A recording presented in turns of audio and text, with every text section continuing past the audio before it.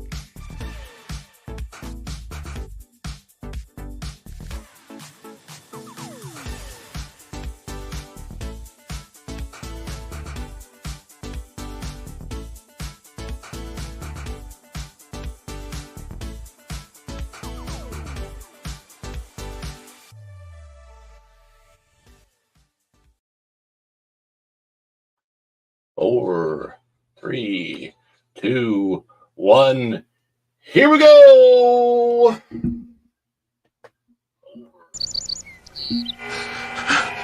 2, 1, live.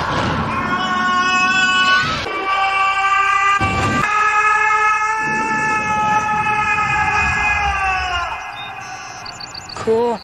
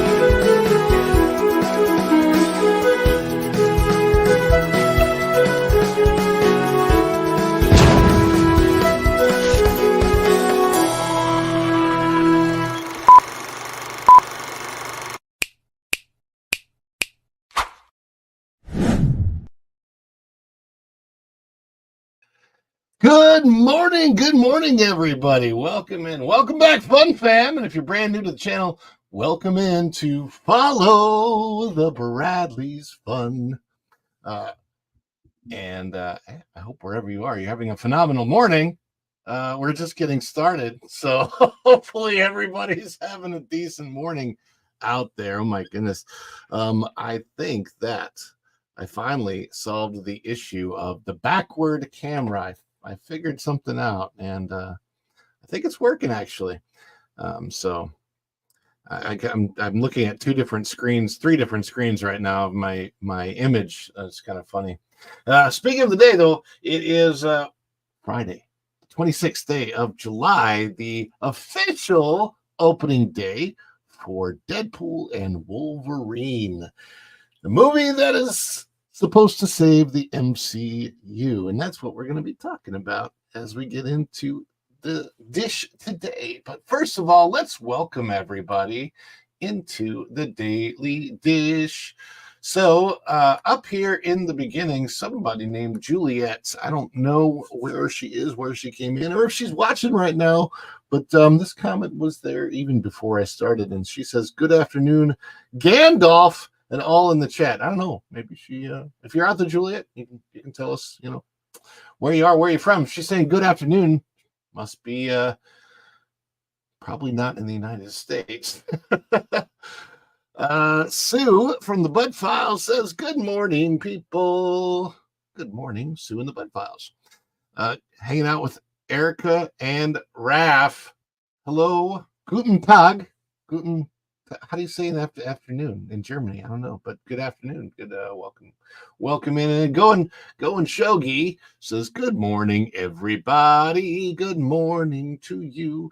Canadian Family Life. Tiffany is in the house. Hello, Canadian Family Life and Tiffany."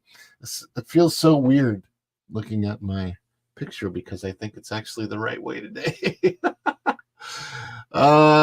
Yes, Going Shogi says, "I guess everyone's still in bed from the late showing of Deadpool." That is probably true. A lot of people do like to go to those later movies. I saw it at 3:30 in the afternoon, and it let out close to 6 o'clock, I guess.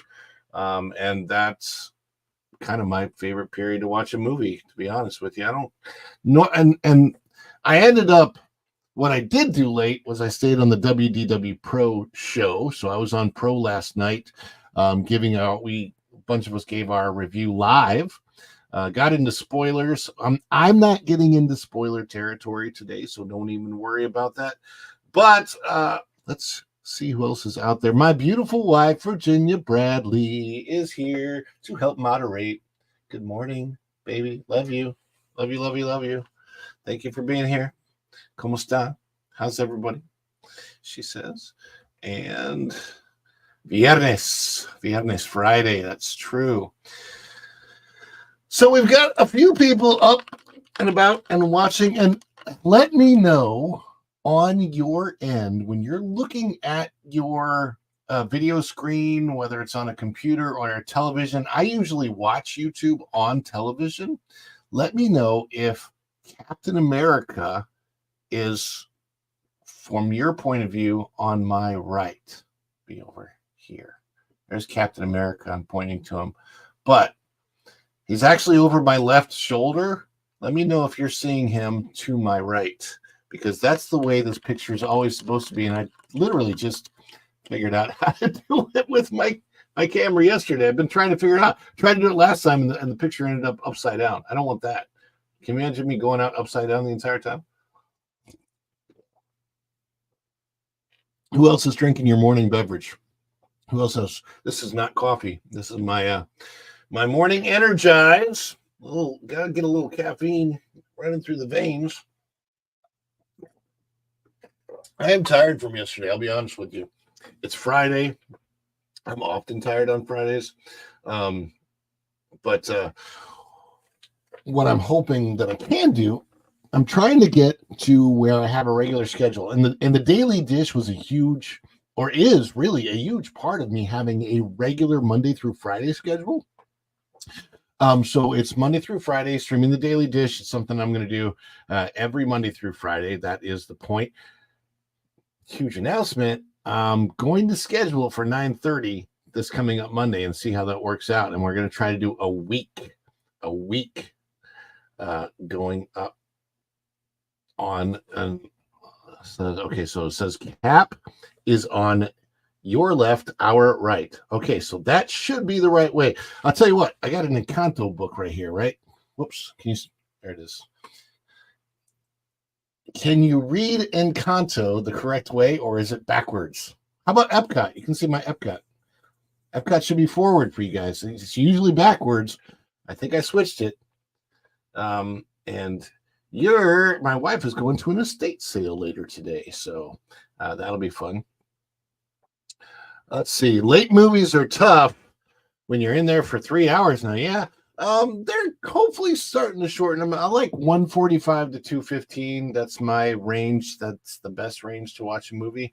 And Kanto is the right way. So you guys are seeing me the way I actually look. For the first time, I'm usually flipped. So we're gonna do it like this from now on. Hopefully that'll correct everything. And starting this coming up Monday, a couple things about the show. First of all, that should be when I have my first upgrade. So you get rid of the StreamYard logo. And the second thing is I want to do 9:30 because I want to have a little bit more extra time to chat with you guys and have a little bit more fun and a little bit more community building that way. I see the monkey. Stop looking at my monkey. Wait, you're my wife. You can look at my monkey all you want. Man, I tell you what, you drink the stuff and all of a sudden there you are with the burps, man. You don't realize how hard it is to drink and talk until you drink and talk. Man, speaking of drinking, I saw a cool interview with Tom Holland this morning where he talks about how he's basically not that he was ever an alcoholic, but he made the decision to stop drinking. And it's kind of similar to how when I was young, I made the decision to stop. I actually just haven't had haven't drank alcohol since I was 21 years old because I made the decision at 21 to not drink alcohol. Not because I was an alcoholic or anything, just because I didn't see how in any way, shape, or form it helped me out in my life. Hello, Anna Greco, one of our Skyliner members out there in the chat. And I see more and more people coming in the door. So we're going to start. I was trying to find. Oh, one of the things I'm trying to find is a way to get to.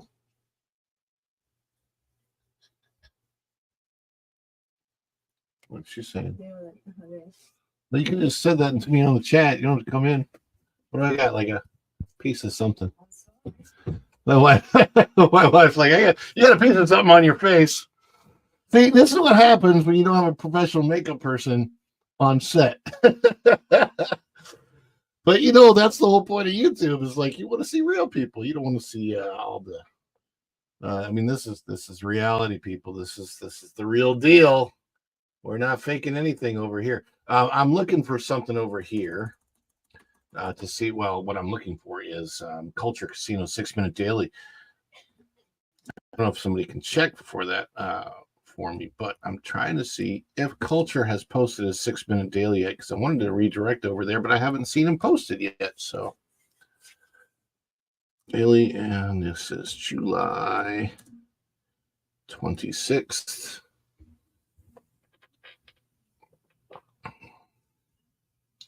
There, I think I found it. Upcoming, save it. We're talking kind of about the same thing here.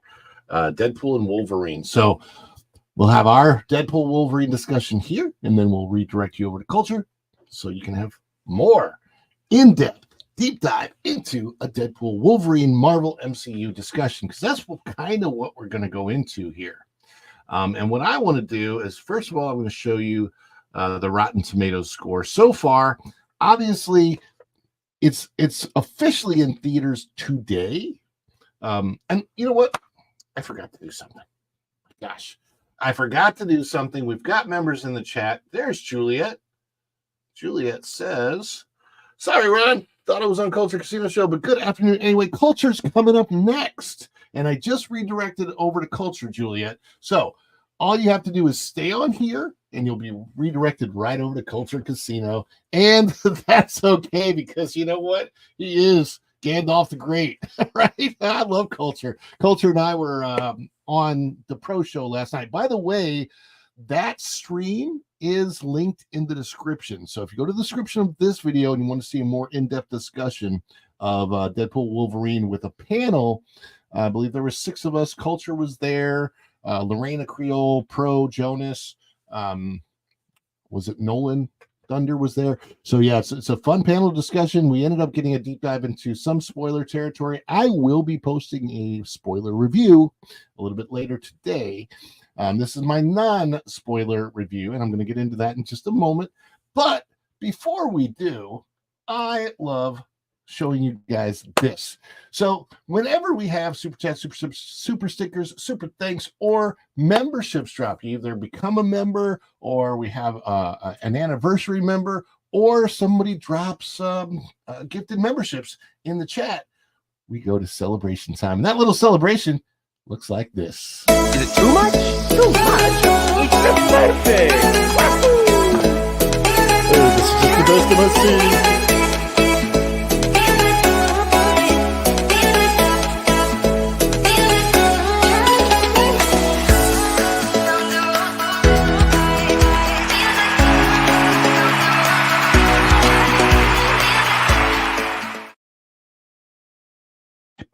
Oh, I love the celebration. My wife loves the celebration. Anna Greco says, "Hola, Mrs. Bradley." Oh, I won't next time. Just what you could do in the chat, be like, "Baby, there's something on your face," and like highlight that in the chat. No, I appreciate it. Thank you so much, baby. I appreciate that. I just sometimes she comes in and it's after the shower, and I don't want to show that on camera. Oh my gosh. You know, with the towel, and then the towel comes. No, you know what I mean. Anyway, we got to keep this a family show, people. Keep it a family show. So it's Anna Greco says it was a risky decision to introduce alcohol inside the parks. I think yes. I don't. I mean, Epcot. It's kind of. They probably should have just kept it out of Magic Kingdom, but yeah, it's one thing when it comes to the parks. Not necessarily best thing. Anna Greco, I hate it. Disney has so much going on that I feel the addition of alcohol was entirely unnecessary. How much simulation do folks need? Yeah, it was really interesting. Like I said, I haven't had alcohol since I was 21 years old. It really doesn't matter. There's plenty of resorts that they could sell it at. It's impossible not to move at least a little bit when the music comes on. Well, thank you, Go and Shogi. I love it. We have a lot of fun, and I really, really enjoy this celebration because we're all about having fun here on Follow the Bradley's Fun. Yeah. It does. It's seeming that way. So let's see if I got this up here correctly. This is the Rotten Tomatoes for Deadpool and Wolverine, and so. Viewing this, I'm going to give you a little bit of my review for it in just a moment. It has an 80% on the tomato meter. Those are critics' reviews. 97% audience score with 2,500 plus verified ratings. And there's a consensus that says Ryan Reynolds makes himself at home in the MCU. With acerbic wit, while Hugh Jackman provides an adamantium backbone to proceedings in Deadpool and Wolverine, an irreverent romp with a surprising soft spot for a bygone era of superhero movies. And yes, boy, does it ever get into the bygone era part of the superhero movies. So we're going to talk about a little bit more about the Deadpool and the Wolverine. So there you can see it up there, Deadpool Wolverine trailer. You can see there are some really, really interesting things that happen in this movie if you're a fan of Deadpool and Wolverine. So my mom knows this. She's in the chat. She says, "Good morning. Good morning, Mom. Hello." And let me give you a little bit of my review watching this with my 22-year-old son.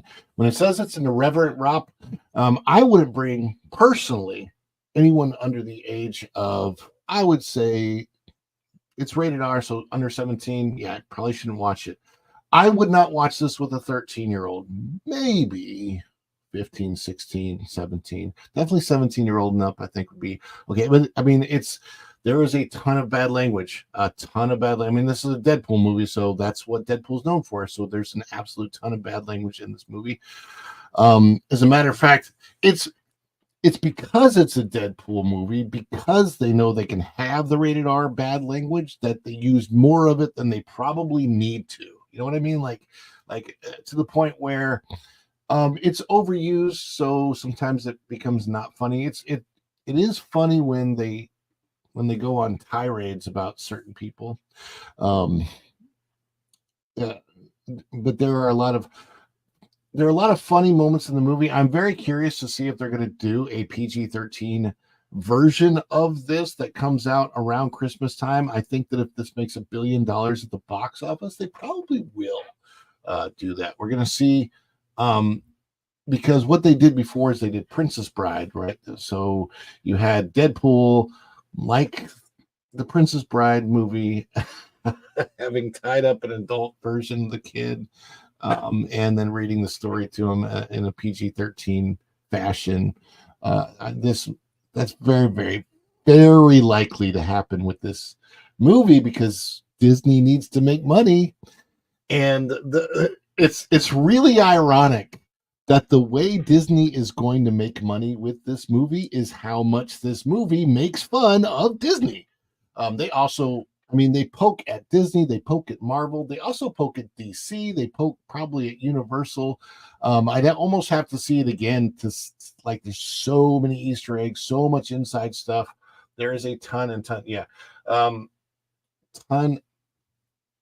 There's the best thing about the movie is how badly this jabs at Disney's failures of late. They could have gone a little bit further, but they did probably.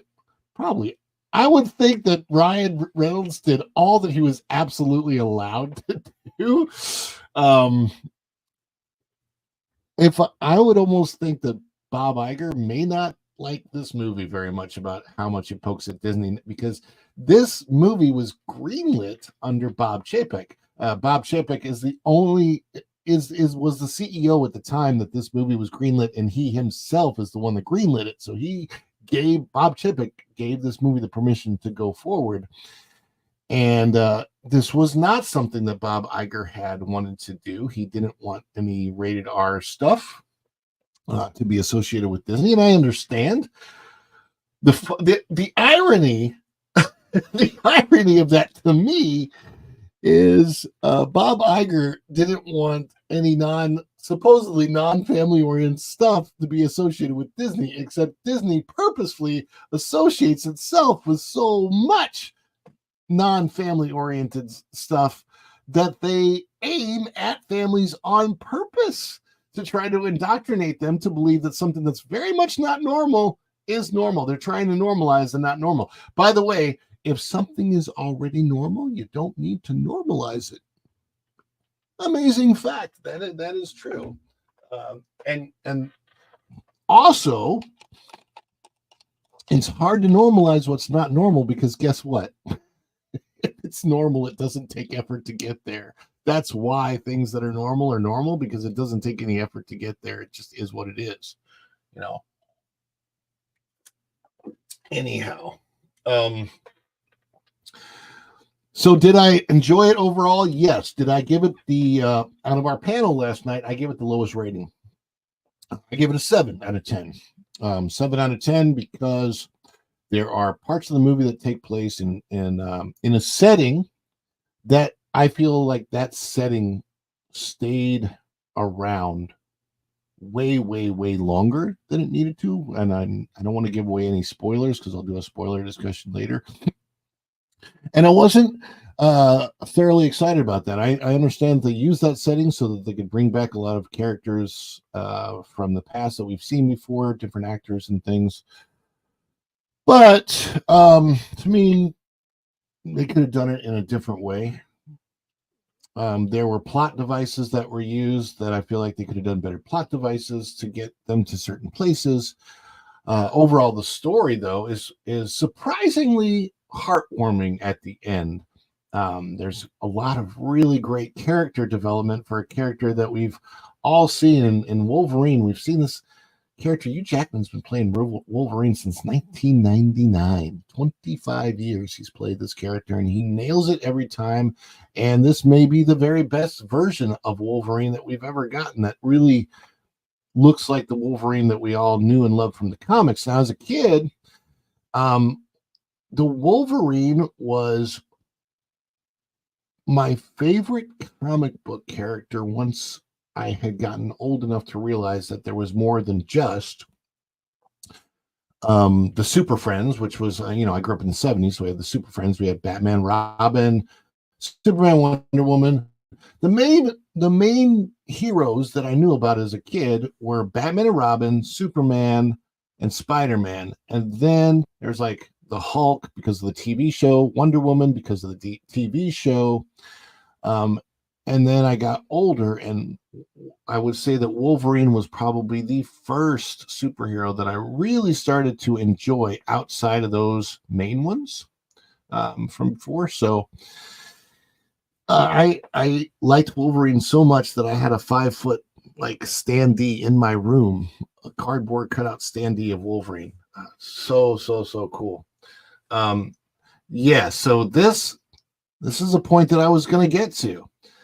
This is why I think they're probably going to do a PG-13 version of the movie. And right now, you can go to Disney's California Adventure and actually see Deadpool in the park. So how do you bring an 8-year-old to California Adventure to see Deadpool? And he's like, but why can't I go see the movie?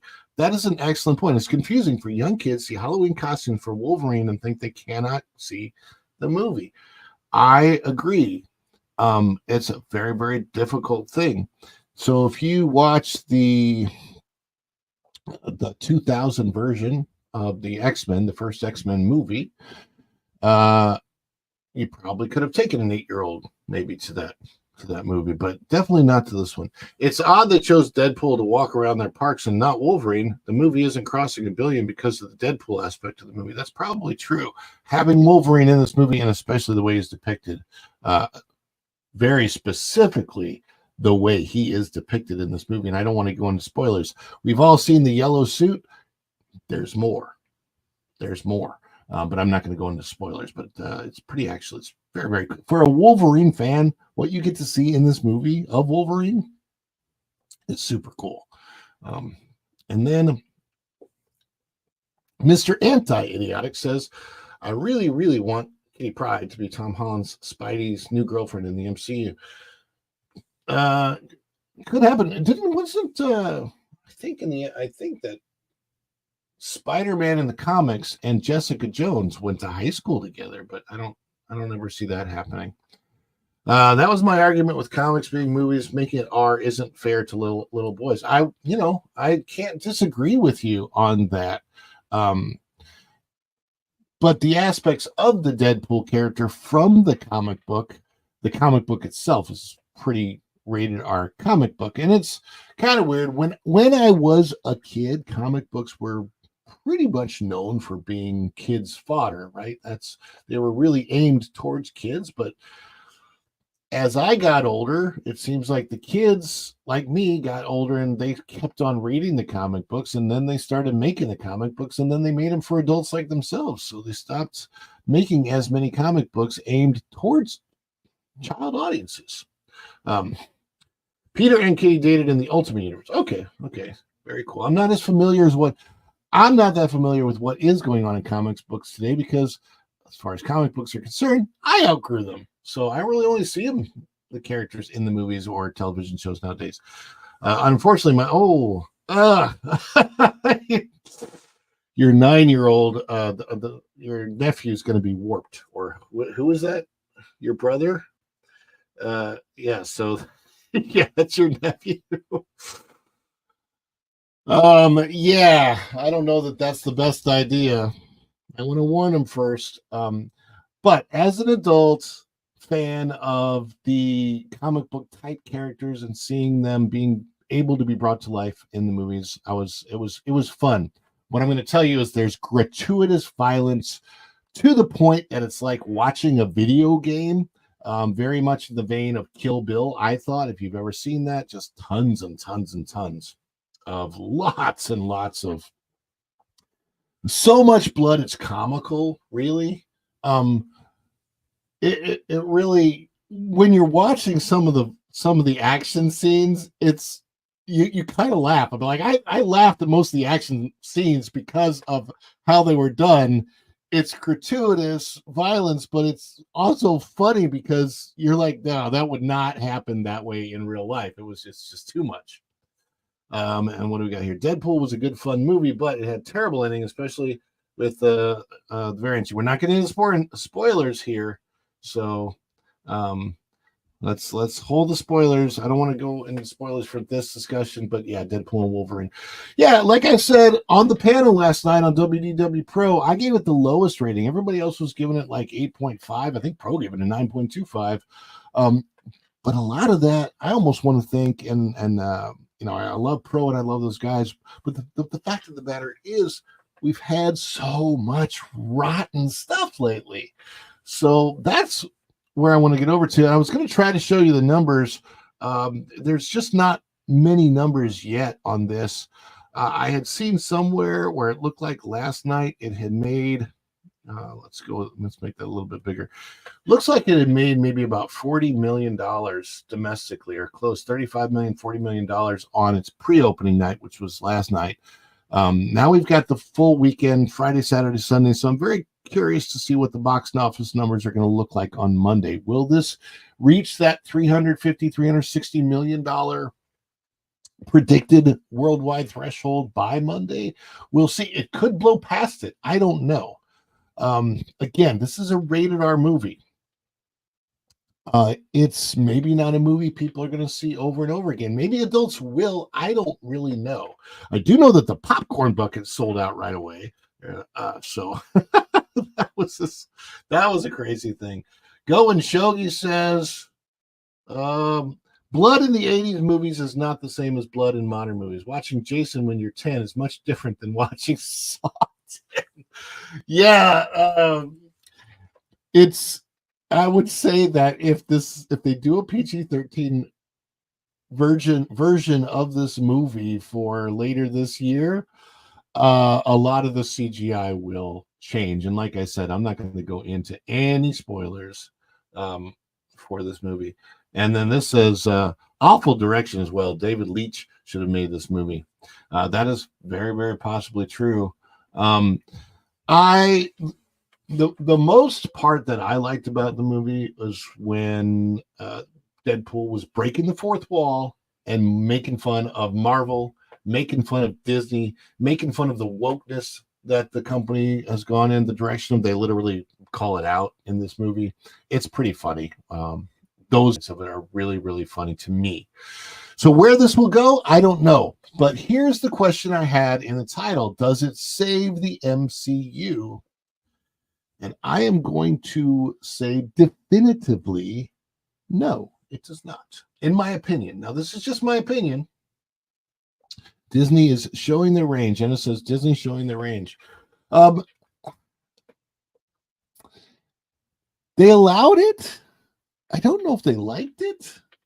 I would love to know if Bob Iger, somebody's got to get Bob Iger in an interview and ask how he feels about having Disney and Marvel's follies being called out by Deadpool in this movie, because I really, really, really want to know. He's probably going to lie and say he's okay with it, but I just want to see his face, because the facial reactions and the body language will tell a lot, regardless of well he lies. Yeah, Go and Shogi says, this is great. Is this range or just a lack of options? And that's the point that I'm wanting to make about this film. First of all, even though this film is technically in the MCU, it's also not.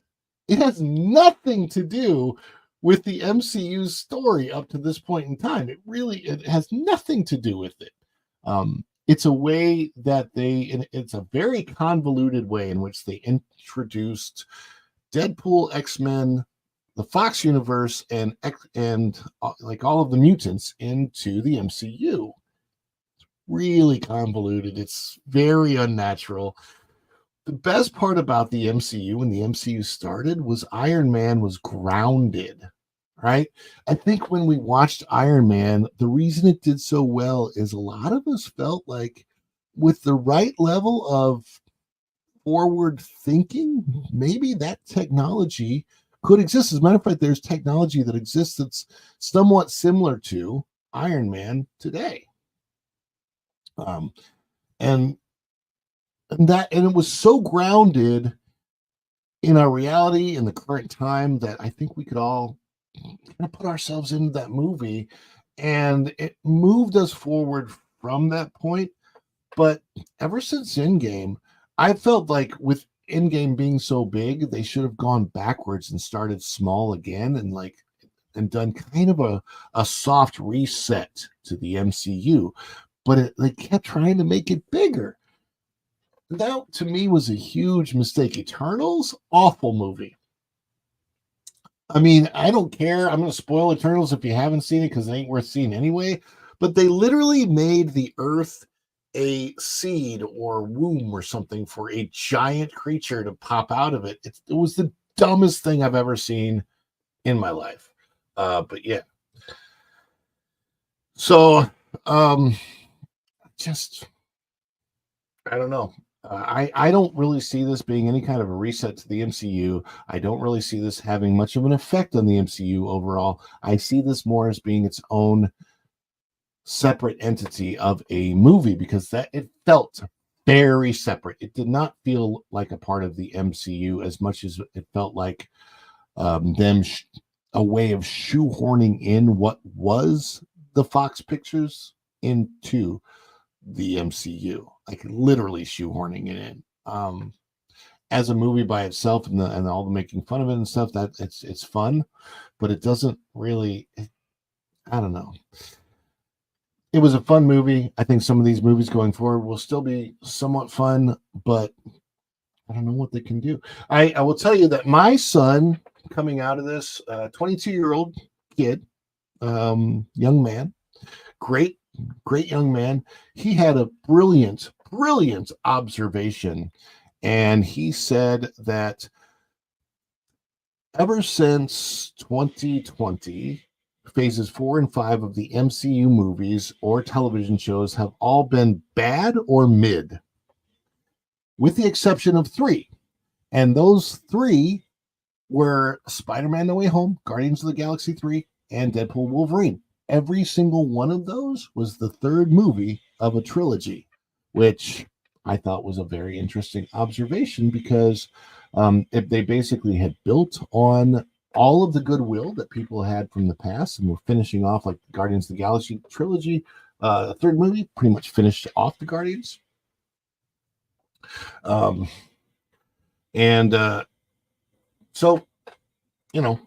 that's where we are. The next thing we have coming out, I think, is Agatha, and then there's Captain Falcon next year, and maybe Thunderbolts, Thunderbirds, whatever. It's not going to be. I don't. This is not a fix. This is a Band-Aid at best. But is it going to heal anything under that Band-Aid? I don't think so. But we're going to see what culture has to say after this. So. Let me see here. We've got Loki had better production design than Deadpool and Wolverine. The Void and Loki was more convincing than Deadpool and Wolverine. So, and then why isn't there a theater release of a Loki movie? Well, because Loki has his TV shows and they wanted to make all the money on Disney Plus and hope that they got more subscribers from Loki. Bob Iger's idea. Bob Iger is the one who fathered the whole thing with Disney Plus, and it's not been the best move for them. Well, we'll just say. But Anna Greco say kids need heroes. Can't wait for Agatha. Those pro after parties are going to be a blast. Oh, we're going to have so much fun. I would not watch The Acolyte, but I'm going to watch Agatha because it's Halloween time and it might be kind of fun. And we'll see how it goes. We will see how it goes. I'm just checking to see if I don't see any supers to get to, so that's fine there. But I do see members. Fairbricks is showing off his member emojis. Awesome, Wayne. Appreciate that. Thank you so much. Going Shogi says the Bob Father. That's Bob Iger. But those are my thoughts on whether I don't think the MCU is saved by this. I think it's a good movie if you want to see a lot of guts, gore, funny filth, and you can take it. Go see it, but it's very rated R. And if not, are you missing out if you don't go see it? You're not missing. I mean, you're not really missing anything in the whole overall MCU story to me. If you don't see this, because it kind of comes out of nowhere and maybe goes back to nowhere. But there's some really great acting in it. Hugh Jackman really brings it. Everybody brings it. And there's a lot of fun surprises we're not going to talk about here, but I will do a spoiler review, and I'll throw that up on the channel so you can see that later. And I think it's time. We're going to send you over to Culture right now. But before we do, I want to have one more celebration. Too much? Too much. It's the birthday. Oh, this is just the best of my scene.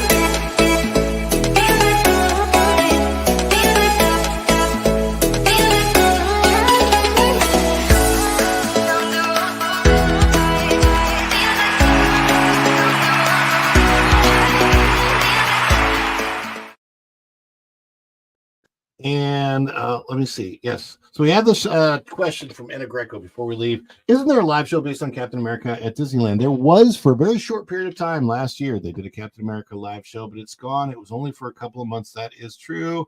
And Virginia Bradley loves a celebration. Woohoo. Awesome.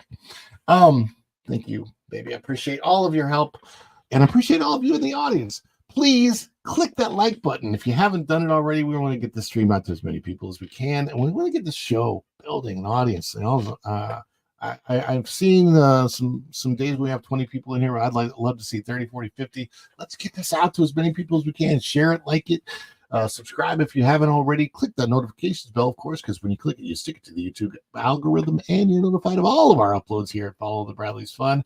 And until next time, we're going to send you over to a Culture Casino, and we will see you real soon. Bye, everybody. Ciao.